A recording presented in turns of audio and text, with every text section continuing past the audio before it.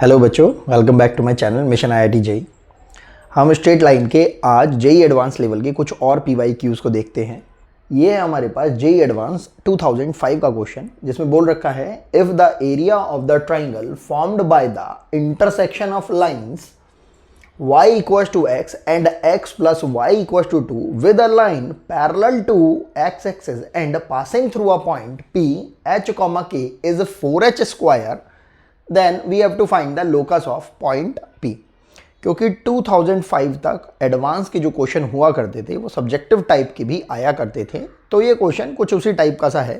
तो जैसा कि हम जानते हैं, सब्जेक्टिव क्वेश्चन हो चाहे हमारा ऑब्जेक्टिव क्वेश्चन हो, स्ट्रेट लाइन से रिलेटेड या कोऑर्डिनेट ज्योमेट्री से रिलेटेड कोई भी क्वेश्चन अगर हमारा आता है तो हमें एक रफ फिगर को ड्रॉ करना होता है। अगर वो हम रफ फिगर अच्छे से ड्रॉ कर लेते हैं, हमारा इमेजिनेशन थोड़ा सा क्लियर हो जाता है। तो इस क्वेश्चन में भी हम ऐसा ही करने वाले हैं और हमने एक रफ फिगर के लिए सबसे पहले एक्स वाई एक्सेस को ड्रॉ कर लिया और ये जो तीनों ही लाइंस हमें बता रखी हैं कुछ इस तरीके से ड्रॉ कर ली जिससे कि हमारा एक जो ये ट्राइंगल बोल रहे हैं वो कंस्ट्रक्ट हो जाए। तो हमने क्या करा, सबसे पहले y इक्वल्स टू एक्स वाली लाइन को ड्रॉ कर ले, कुछ इस टाइप की सी है हमारे पास। ये हो गए हमारे पास y इक्वल्स टू एक्स। उसके अलावा ये हमसे बोल रहे हैं x plus Y equals to 2। इसकी लाइन को कुछ हमने इस तरीके से ड्रॉ कर लिया। यहाँ पर ये हमारे पास 0,2 हो गया, ये हमारे पास 2,0 हो गया और ये लाइन की इक्वेशन है हमारे पास x plus Y equals to 2। अब इसके बाद ये क्या बोल रहे हैं, हमें एक और लाइन लेनी है जो कि क्या है, x एक्सिस के पैरेलल है with passing through a point p h comma k। तो आप वो लाइन यहां पर भी ले सकते हो x एक्सिस के नीचे, वो लाइन आप x एक्सिस से ऊपर कुछ इस तरीके से यहां पर भी ले सकते हो और वो लाइन आप यहां पर भी ले सकते हो और वो लाइन आप किसी तरीके से ऊपर भी एडजस्ट कर सकते हो। बस हमें सोचना क्या है कि वो जो लाइन होगी हमारी x एक्सिस के पैरेलल होनी चाहिए। तो इमेजिनेशन यहाँ पर आप चार तरीके से कर सकते हो, कैसे भी कर सकते हो, आंसर सबसे आएगा, लेकिन मोस्ट कन्वीनियंट जो तरीका किसी भी बच्चे को समझ में आना चाहिए वो क्या होना चाहिए कि अगर कोई एक लाइन कुछ इस टाइप से ले ली जाए, इस टाइप से। अब ये लाइन जो है पैरेलल टू एक्स एक्सिस भी हो गई है और यहां पर कोई एक पॉइंट h कॉमा के भी लिया जा सकता है।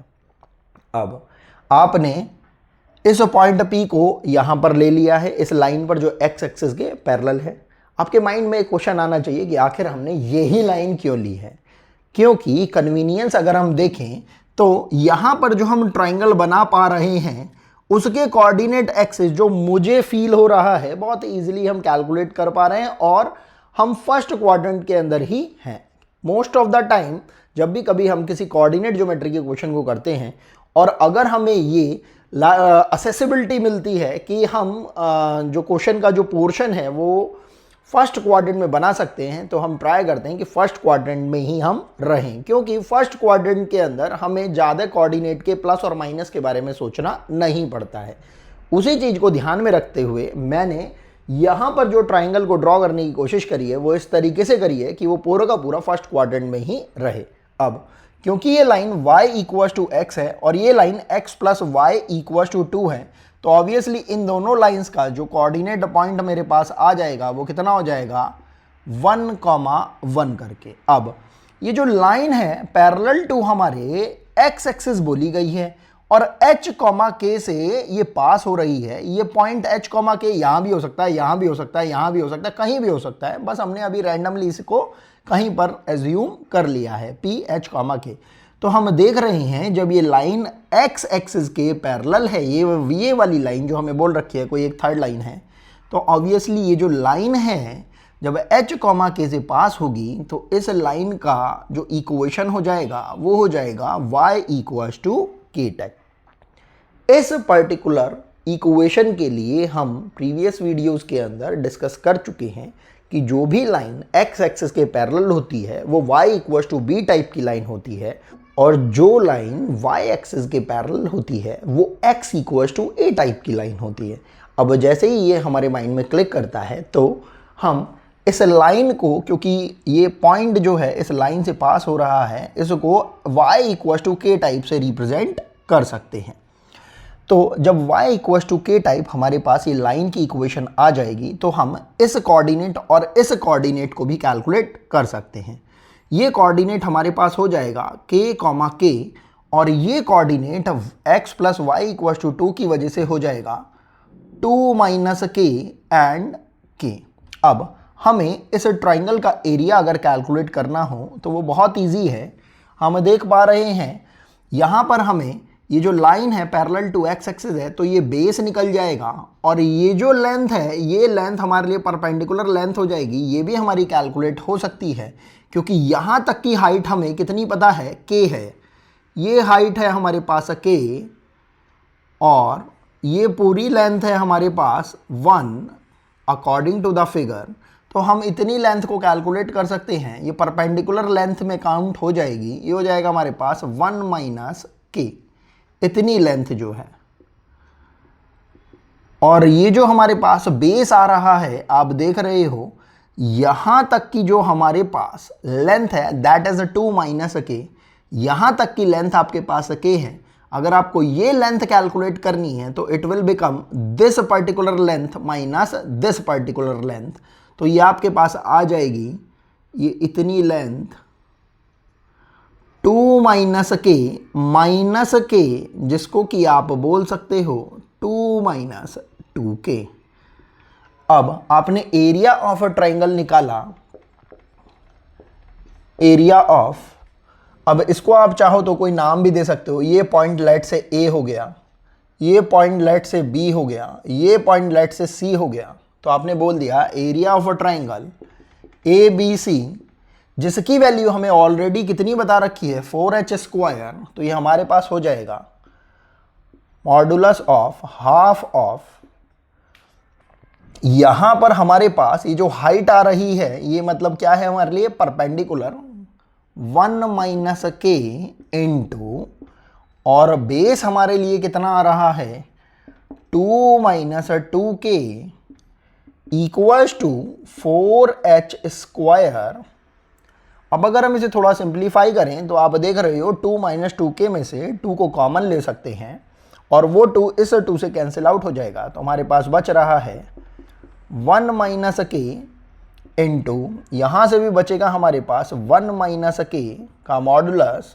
मॉडुलस ये हमने इसलिए लगाया है सिर्फ क्योंकि एरिया कभी भी हमारा नेगेटिव नहीं आना चाहिए। इक्वल्स टू कितना हो रहा है 4h स्क्वायर।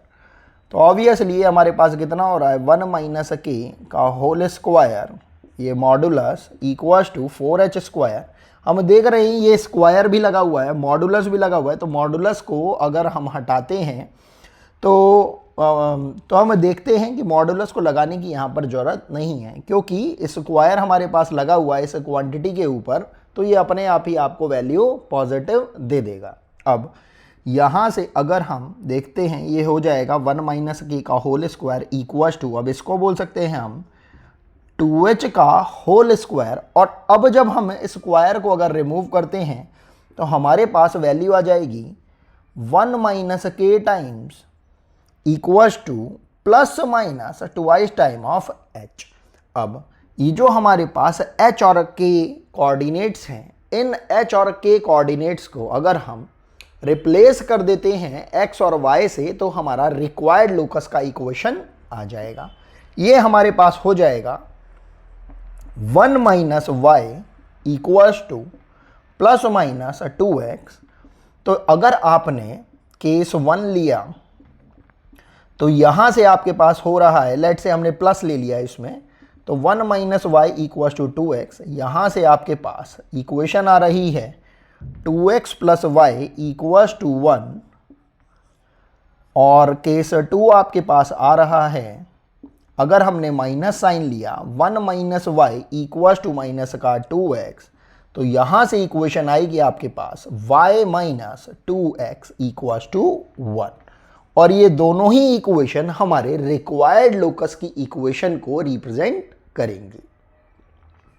तो नेक्स्ट क्वेश्चन की तरफ मूव करते हैं। ये क्वेश्चन है हमारा जेईई एडवांस 2003 का। इसमें बोल रखा है find the ortho centre of the triangle formed by the vertices 0 0 3,4 and 4,0। बहुत सिंपल सा है हमारे पास। अगेन हम क्वेश्चन को करने से पहले एक रफ फिगर को ड्रॉ कर लेते हैं और हम देखते हैं कि जो इन्होंने हमें 3 वर्टिसेस बता रखी हैं, रफली अगर हम उनको ड्रॉ करते हैं तो 0 0 यहाँ कहीं पर आएगी, ओरिजिन पॉइंट हो जाएगा। 4,0 लेट से यहाँ कहीं पर ले लेते हैं तो 3,0 यहाँ कहीं पर आएगा। अब आप कहेंगे 3,0 तो बोल ही नहीं रखा है। हाँ, हमें एक पॉइंट बता रखा है 3,4, तो हम इस 3,0 वाली लाइन के परपेंडिकुलरली इस 3,0 पॉइंट पर हमने एक्स एक्सिस के परपेंडिकुलरली जब लाइन को ड्रॉ किया तो यहाँ कहीं पर कोई एक पॉइंट 3,4 हमें मिल जाएगा। तो हमने क्या करा, इस पॉइंट को इस पॉइंट से मिलाया और इस पॉइंट को हमने इस 4,0 से मिला दिया। यही हमारा रिक्वायर्ड ट्रायंगल टाइप से बन रहा होगा। अब ये क्या चाहते हैं कि इस पर्टिकुलर ट्रायंगल के अंदर हमें ऑर्थो सेंटर निकालना है। हमें सोचने वाली बात है कि ऑर्थो सेंटर कैसे मिलता है। अगर हम तीनों ही वर्टिसेस से सामने वाली, मतलब इस वर्टेक्स के सामने वाली साइड जो है, ऑपोजिट जो साइड है, इसके ऊपर जब हम परपेंडिकुलर ड्रॉप कर देते हैं, तो इसी तरीके से जब हम इस साइड से भी, इस वर्टेक्स से भी सामने वाली साइड के ऊपर जब परपेंडिकुलर ड्रॉप कर देंगे तो ये जो पॉइंट आएगा हमारे पास परपेंडिकुलर्स का इंटरसेक्टिंग पॉइंट, यही हमारा ऑर्थो सेंटर हो जाता है। अब अगर इस पॉइंट से भी अगर हम परपेंडिकुलर डालेंगे सामने वाली साइड पर तो ये ऑब्वियसली इसी पॉइंट से ही पास होगा। अब क्योंकि हमें क्वेश्चन के अंदर इस ऑर्थो सेंटर को निकालना है, तो हम देख रहे हैं कि एक लाइन की इक्वेशन ये जो है हमारे पास, ये पहले से ही आ गई है, x = 3 वाली लाइन। बस हमें किसी तरीके से इस लाइन की इक्वेशन को निकाल के इन दोनों को इंटरसेक्ट करा के ये हमें पॉइंट कैलकुलेट करना है।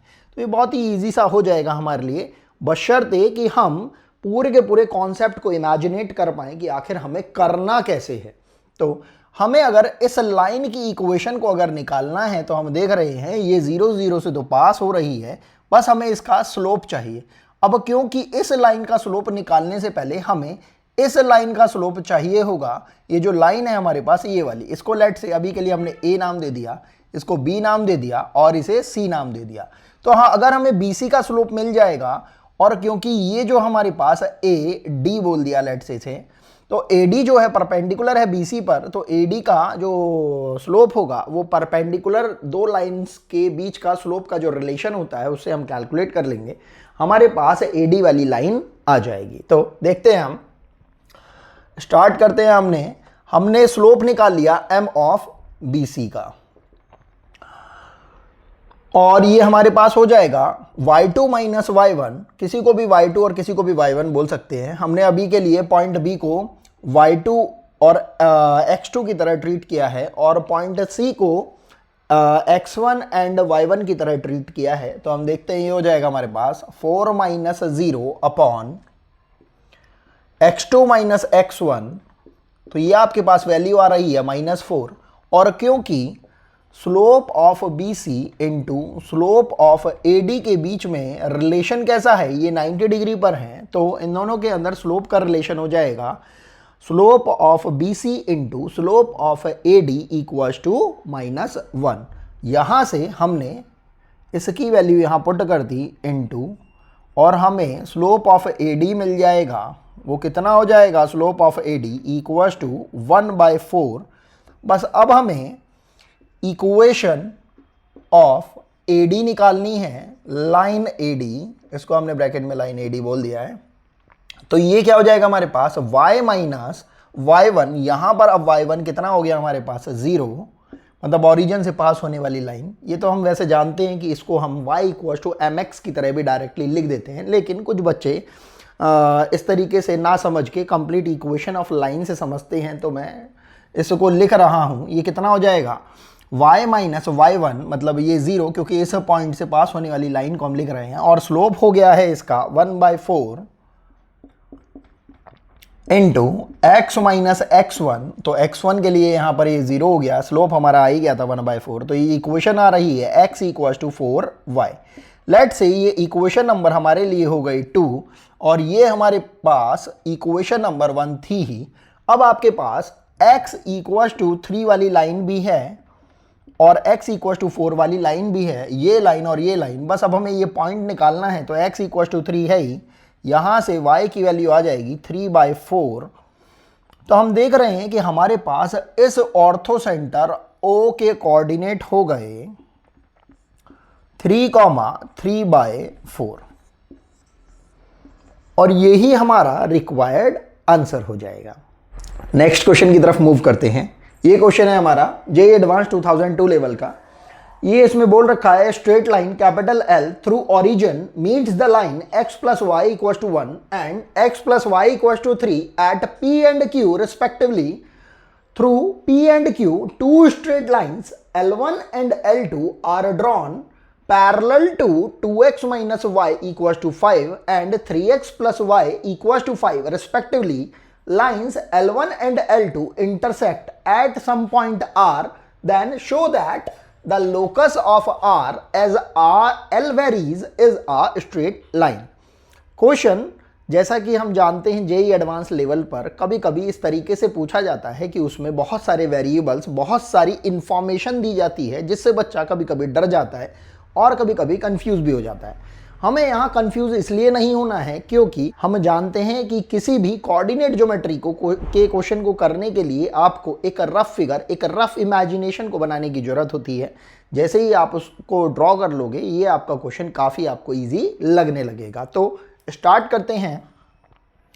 हमने क्या करा, सबसे पहले एक एक्स वाई एक्सिस को ड्रॉ कर लिया और इसके अंदर हमें क्या क्या बता रखा है, दो लाइन बता रखी हैं। सबसे पहले x plus Y equal to 1 and x plus Y equal to 3। हमने सबसे पहले इनको रफली यहां पर ड्रॉ कर लिया। तो एक लाइन तो हो गई हमारे पास यहां पर x plus Y equal to 1 type और एक और लाइन हो गई हमारे पास x plus Y equal to 3 type. अगर आप ध्यान से देखेंगे मैंने लाइंस को बिल्कुल वैसे ही ड्रॉ किया है जैसे ये एक्चुअल में जा रही हो, इसी वाले तरीके से। वो क्यों? क्योंकि x plus Y equal to 1 या x plus Y equal to 3 वाली लाइन का जो स्लोप होगा वो अगर आप ध्यान से देखें वो -1 आएगा। जब वो लाइन का स्लोप -1 आएगा तो ऑब्वियसली वो कितना, लगभग 135 डिग्री के लगभग उसका ये एंगल आएगा। तो अगर लाइन का एंगल 135 डिग्री आएगा तो हम जान रहे हैं यहाँ पर इनके द्वारा, इन लाइंस के द्वारा एक्स वाई एक्सिस पर जो सेगमेंट कट हो रहा होगा वो भी इक्वल हो रहा होगा। जैसे इसमें 1, इसमें 1 और इसमें 3 और इसमें टोटल ये 3 हो रहा होगा। अब यहाँ पर हमसे क्या बोल रखा है कि एक स्ट्रेट लाइन L है जो ओरिजिन से पास होती है और इन दोनों ही लाइंस को P एंड Q पर रेस्पेक्टिवली कट करती है। तो हम जानते हैं कि जब भी कभी कोई हम ऐसी लाइन लेते हैं जो ओरिजिन पॉइंट से पास होती हो वो कुछ y equal to mx type की लाइन होती है। इसमें +c हम इसलिए नहीं ले रहे क्योंकि जो +c रिप्रेजेंट करता है वो y एक्सिस पर काटे गए इंटरसेक्ट को या सेगमेंट को रिप्रेजेंट करता है। अब यहाँ पर जैसे ही ये लाइन इस टाइप से हम ड्रॉ करते हैं तो बाकी की ये दोनों लाइंस को x plus Y equal to 1 and x plus Y equal to 3 को P एंड Q पर रिस्पेक्टिवली इंटरसेक्ट कर देती है ये लाइन। अब सबसे पहले तो हमारी ये ड्यूटी बनती है कि हम P एंड Q के कोऑर्डिनेट कैलकुलेट कर लें। उसके बाद ये आगे बढ़ते हैं। ये क्या बोल रहे हैं, through P and Q two straight lines L1 and L2 are drawn parallel to this line and this line। अब क्या है कि ये लाइन और ये लाइन को हमें यहाँ पर ड्रॉ करने की जरूरत नहीं है क्योंकि हमसे सिर्फ इतना बोला गया है कि P एंड Q पॉइंट का यूज करके हमें दो लाइंस को ड्रॉ करना है। किस किस के पैरेलल? इस लाइन के पैरेलल और इस लाइन के पैरेलल। और फिर क्या बोल रहे हैं, L1 एंड L2 जो हैं वो जो हमारे पास लाइंस आएंगी यहाँ से पैरेलल ड्रॉ करके, किन किन इन लाइन और इन लाइन के पैरेलल, तो ये क्या बोल रहे हैं, वो इंटरसेक्ट करेंगी किसी पॉइंट आर पर, तब हमें बताना पड़ेगा locus of that point, that intersecting point R को। तो अभी के लिए हम क्या करते हैं, सबसे पहले तो हम P और Q के कोऑर्डिनेट निकाल लेते हैं।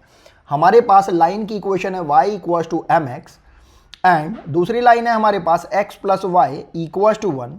सबसे पहले अगर हम यहाँ से कोऑर्डिनेट निकालते हैं तो हमारे पास P के कोऑर्डिनेट आ रहे हैं, ये हो जाएगा हमारे पास mx और ये हो जाएगा 1/1 plus m and m/1 plus m।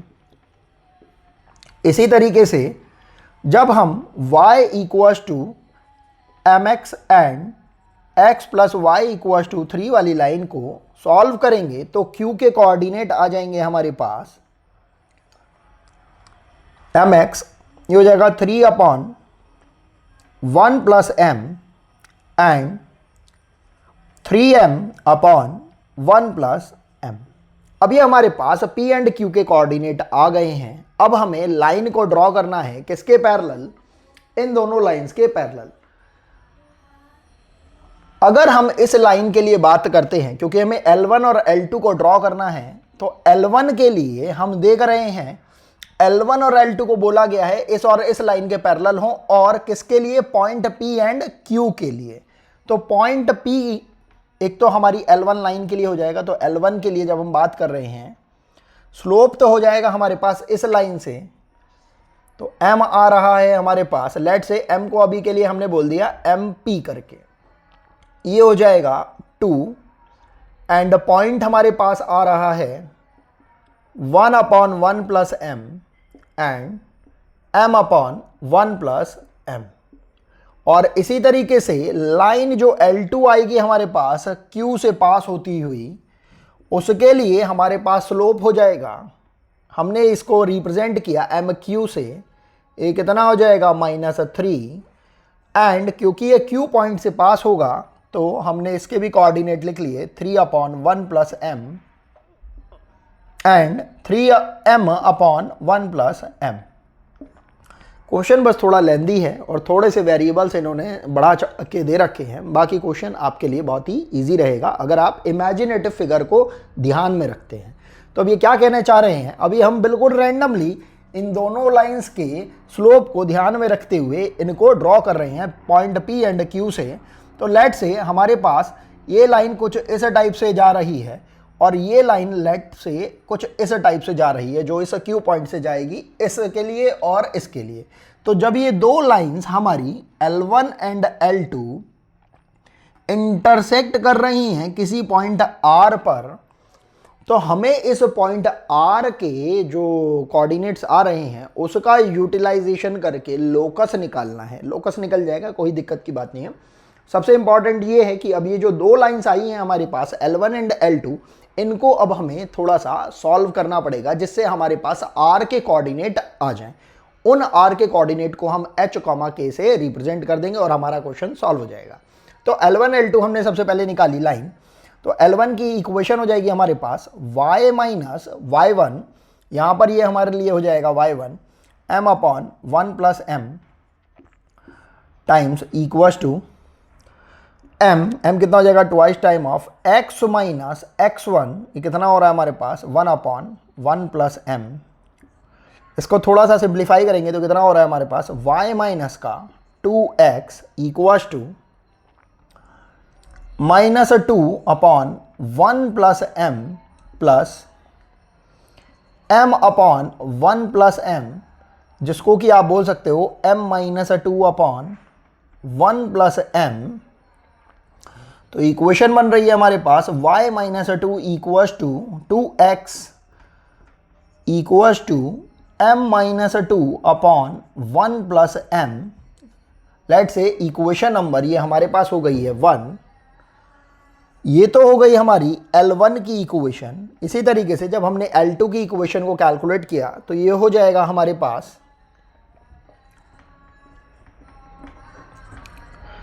ये हो जाएगा y माइनस y1, यहाँ पर ये कितना आ रहा है 3m/1 plus m equals to, इसके अंदर स्लोप दे रखा है -3 x माइनस x1 की वैल्यू कितनी है आपके पास 3/1 प्लस m।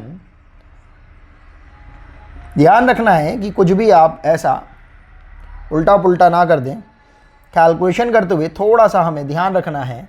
तो ये अगर हम थोड़ा सिंप्लीफाई करते हैं कितना हो जाएगा y प्लस 3x, इस क्वांटिटी को हम इधर की साइड लेके आ गए, और ये कितना हो रहा है 9/1 प्लस m, क्योंकि -3 की -3 से मल्टीप्लाई कर देंगे, ये कितना हो जाएगा हमारे पास प्लस का 9 प्लस 3m/1 प्लस m। थोड़ा सिंप्लीफाई कर देंगे तो कितना हो जाएगा y plus 3x equals to 9 plus 3m/1 plus m। ये हमारे पास लेट से सेकंड इक्वेशन हो गई। किसके लिए? ये हो गई हमारी इक्वेशन ऑफ L2। अब हमें सिंपल से करना क्या है, L1 और L2 को हमें सॉल्व करना है। ऐसा हम क्यों करना चाहते हैं? हम इसे इसलिए सॉल्व करना चाहते हैं जिससे कि हमारे पास कोऑर्डिनेट ऑफ R कैलकुलेट होके आ जाए। तो हमने क्या करा, इन दोनों ही इक्वेशंस को सॉल्व कर दिया और इनको लिख लिया। इक्वेशन नंबर 1 थी, इसको मैंने इसी के नीचे लिख लिया। तो अगर मैं इनको सॉल्व करना चाहता हूं तो देख रहा हूं मैं यहां पर मैंने इसको माइनस कर दिया और ये मेरे पास आ जाएगा 5x equals to 9 plus 3m/1 plus m minus times of m-2/1 plus m, और यहां से वैल्यू आ रही है 9 plus 3m minus m plus का 2/1 प्लस m, और यहां से x की वैल्यू आ रही है आपके पास 11 minus 2m/5 times of 1 plus m। इसी तरीके से आपके पास y की वैल्यू भी आ जाएगी। कितनी हम देखते हैं, यहां पर हमारे पास y था, चाहे आप यहां से कैलकुलेट कर सकते हो y की वैल्यू। ये हो जाएगा हमारे पास m-2/1 प्लस m प्लस, क्योंकि 2x को हम लेके जाएंगे RHS के अंदर, ये हो जाएगा ट्वाइस टाइम ऑफ x की वैल्यू थी हमारे पास 11 minus 2m/5 times of 1 plus m। इसको अगर हम थोड़ा सिंप्लीफाई कर लेते हैं तो यहाँ से हमारे पास y की वैल्यू आ रही है y इक्वल्स टू, ध्यान से देखते हैं, हमने 5 से मल्टीप्लाई कर लिया और डिवाइड कर लिया यहाँ पर। क्यों? क्योंकि हमें इसे सिंप्लीफाई करना है। तो अपॉन में कितना आ रहा है 5 टाइम्स ऑफ 1 प्लस m, और न्यूमरेटर में कितना आ रहा है वो देख लेते हैं हम। ये कितना हो जाएगा 5m माइनस का 10, 5m माइनस का 10 प्लस 22 माइनस ये कितना हो रहा है 4m। ध्यान से देखें तो ये हमारे पास कितना आ रहा है m माइनस 12। इसको अगर हम थोड़ा सा सॉल्व कर लेते हैं तो ये हमारे पास हो गया m माइनस 12 अपॉन में आ ही रहा है आपके पास 5 टाइम्स ऑफ 1 प्लस m। अब हमारे पास ये x और y के कोऑर्डिनेट आ रहे हैं जो बेसिकली किसके कोऑर्डिनेट हैं, r के कोऑर्डिनेट हैं। इसको हम किससे रिप्रेजेंट कर सकते हैं, h, k से। अब हम इसके आगे वाला पार्ट करेंगे। हम बेसिकली x और y को रिप्रेजेंट अभी के लिए करवा देंगे h और k से, और फिर इस m को जो कि हमने खुद से कंसीडर किया है इसको अब हम रिमूव करेंगे।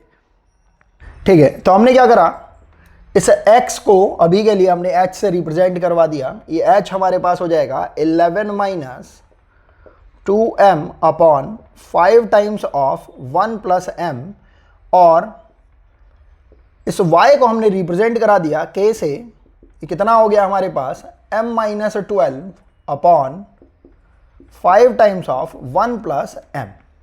अब क्योंकि हम जानते हैं कि हमने m को खुद से कंसीडर किया था, तो हमें प्रूव करना है कि स्ट्रेट लाइन की इक्वेशन आएगी, वहां पर अब हम इसके अंदर से m को रिमूव करेंगे। m को रिमूव करने का बहुत सिंपल सा तरीका है कि अगर आप इसको लेकर चलते हैं तो आप यहां पर क्रॉस मल्टीप्लाई करके m की वैल्यू कैलकुलेट करेंगे in terms of h, and in similar fashion आप यहां से m की वैल्यू कैलकुलेट करेंगे इन टर्म्स ऑफ k। तो हम देखते हैं हमारे पास कितना हो जाएगा 5h, क्योंकि जब यहां पर मल्टीप्लाई करी तो ये आपके पास हो गया 5 + 5m, उसकी मल्टीप्लाई जब h से करेंगे तो ये कितना हो जाएगा 5h + 5hm = 11 - 2m। और क्योंकि हमें m की वैल्यू निकालनी है तो हमने क्या करा, इसको तो इधर की साइड लेकर गए और इसको इधर की साइड लेकर गए, तो हमारे पास हो जाएगा m = 11 - 5h अपॉन, यहाँ पर डिनोमिनेटर में हमारे पास हो जाएगा 2 + 5h। ध्यान से देखेंगे, इसको अभी के लिए हमने इक्वेशन नंबर ए बोल दिया, और इसी तरीके से जब हम यहाँ पर कैलकुलेशन करेंगे ये हमारे पास आ जाएगा 5k + 5km = m - 12, और यहाँ पर भी हमने 12 को तो भेज दिया इधर की साइड और 5km को भेज दिया RHS में। ये हो जाएगा हमारे पास m = 5k + 12 अपॉन 1 + 5k। बस आपको ध्यान रखना है कि कहीं पर भी हमसे कोई चीज़ छूट ना जाए। तो यहाँ पर ये वैल्यूज़ हमारे पास आ गई हैं। अब क्योंकि दोनों ही वैल्यूज़ हमारी m को रिप्रेजेंट कर रही हैं तो हमने क्या करा, दोनों को इक्वेट करा दिया। जब हमने दोनों को इक्वेट कराया तो आप बोल रहे हो फ्रॉम a = b, ये हो जाएगा 11 - 5h अपॉन 2 + 5h = ये हो गया 5k + 12 अपॉन 1 + 5k, और अब आपने क्रॉस मल्टीप्लाई कर दिया यहाँ पर, तो देखते हैं ये हमारे पास कितना हो रहा है। एक मिनट, 1 - 5k,